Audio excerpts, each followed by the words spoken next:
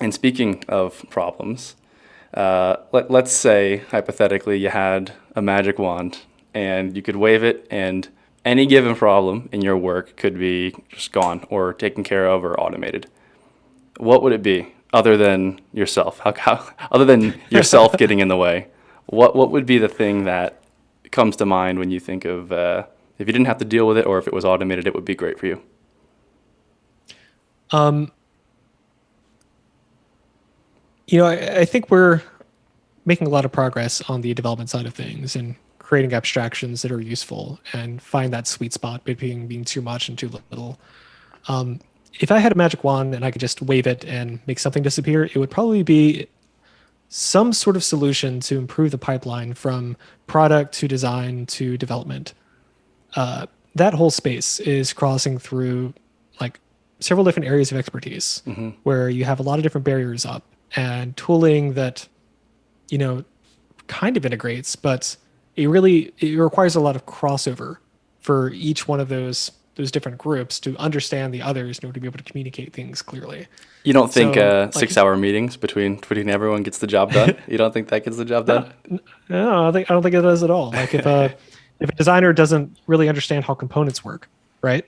And if or even if a designer doesn't understand that we can build systems to reuse things and things can be extended on and inherit from other things, then they're going to keep creating these designs that aren't necessarily reliable, or they're not going to create like it might be fine for a designer that is building like a brochure site to just create a bunch of stuff in Photoshop documents and say, oh, well, on this page, it looks just like this because this is how I feel like this specific button should look, or, this specific view.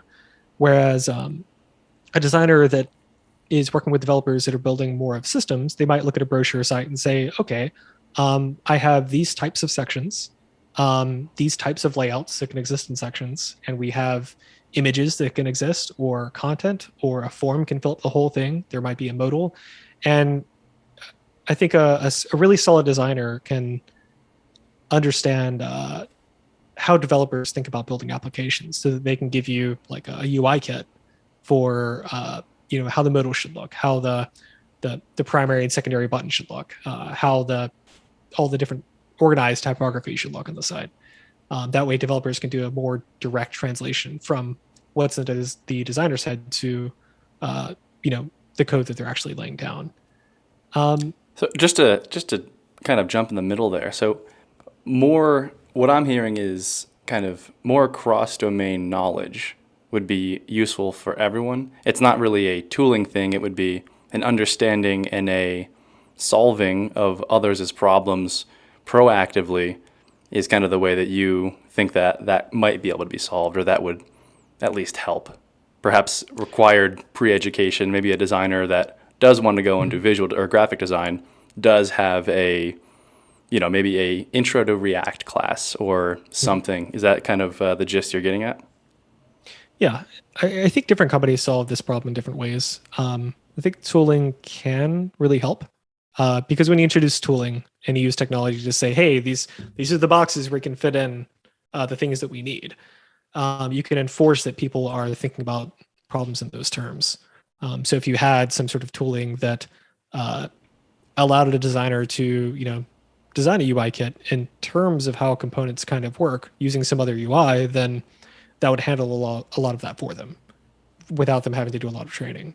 The company I work at now, they actually have like boot camps for I'm pretty sure everybody that works with the tech team, where they all go through a simple programming boot camp so that they can, you know, understand enough about what it is that they're responsible for. And as a result, like everybody outside of development has just been just excellent to work with because they get it. It's nice to work with a project manager that, kind of understands Git and understands what you mean when you're talking about a component Right. or APIs or GraphQL or anything like that. Training is huge, but training isn't always available or, reasonable to ask a small company to solve. So, and that's where a lot of those issues really, show up is at smaller agencies where, um, you know, they're not going to be able to train their designer to do those things without developers that are basically telling them what they need.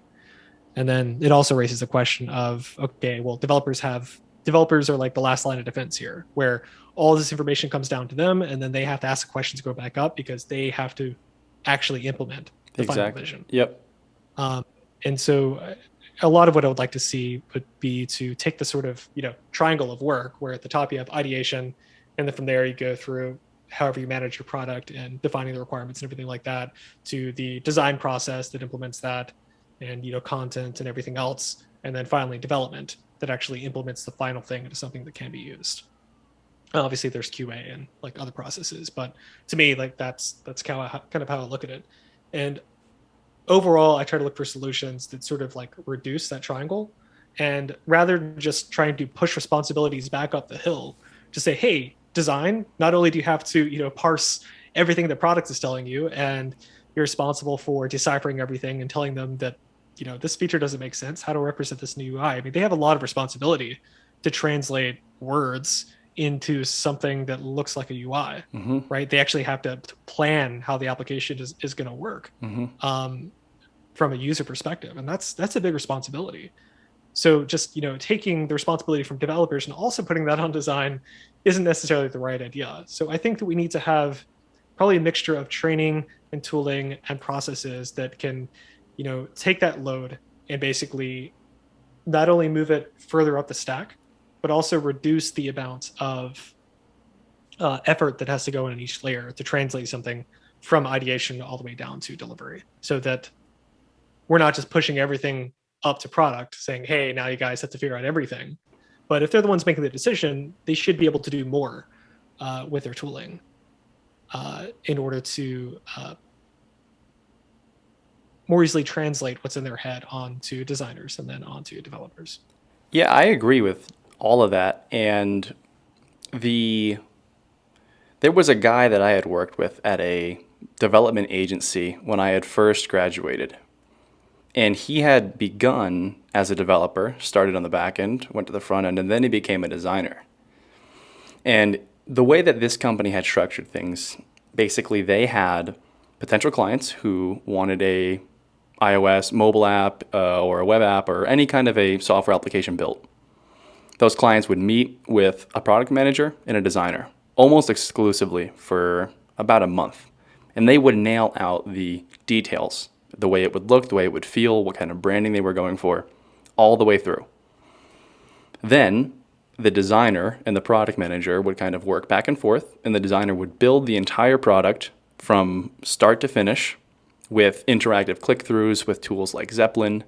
They'd make all the assets. You could use Figma too these days, but the point is this guy knew all the pains and the experiences of developers, not only on the back end, but the front end too. So he knew, maybe what API calls the front end would have to make.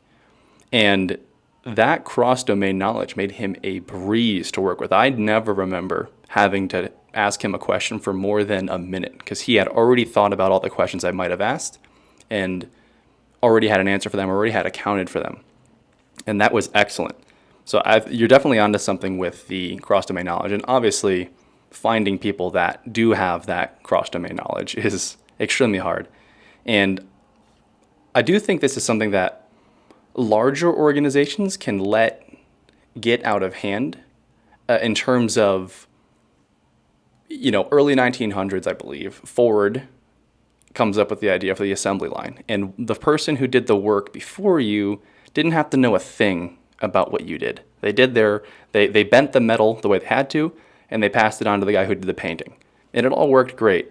And I think businesses over years and years and years have just applied that model, the great one, to every sort of business and processes within the business. I don't know, I'm not so sold that software enterprises are necessarily entirely well suited for it. Surely there's plenty of parts of tech businesses that do and can chunk things into the small processes where you only need to know what you know in this small domain and you can execute and everything will be fine. But I think as organizations scale and you do kind of almost more segregate product and design and engineering, that these things can become a big problem, and the communication lines in large organizations get even more fuzzy as they grow. And far be it from me to propose a solution to it here and now, but I do think it's something that I've noticed for quite some time now.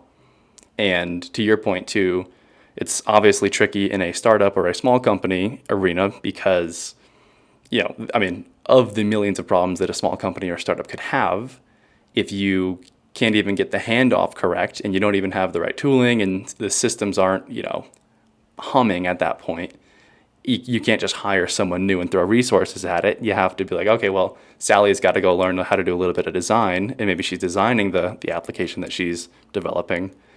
But it is a very, I hadn't framed it all. And most people I ask that question too. If you could snap your fingers and have one thing be fixed, most of them say, I wish TypeScript could do X. I wish this could do Y. But you've gone a philosophical layer deeper or a process layer deeper, and that is certainly something that I think everybody, designer, product managers, and developers alike, have had pain points with for all of time. Yeah. So you're talking about the whole assembly line approach to development, and I'm definitely not advocating that. When you start to silo people and separate them and reduce their scope, it makes the work faster, but you end up getting less innovation. The right problems don't get solved. You can have a lot of problems with that approach.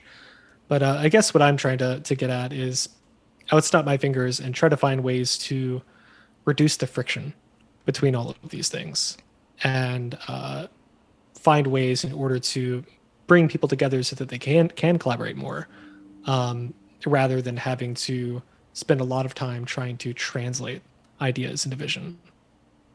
Yeah, the translation, certainly things get lost in translation. And I think obviously for manufacturing companies or physical products, if you got to produce 1 million units of X, sure, great. Like you can obviously make machines or processes that are very well defined. But to your point on kind of the killing of innovation, it's definitely loud and clear a problem that exists. And there's definitely some space there. I know plenty of people have tried.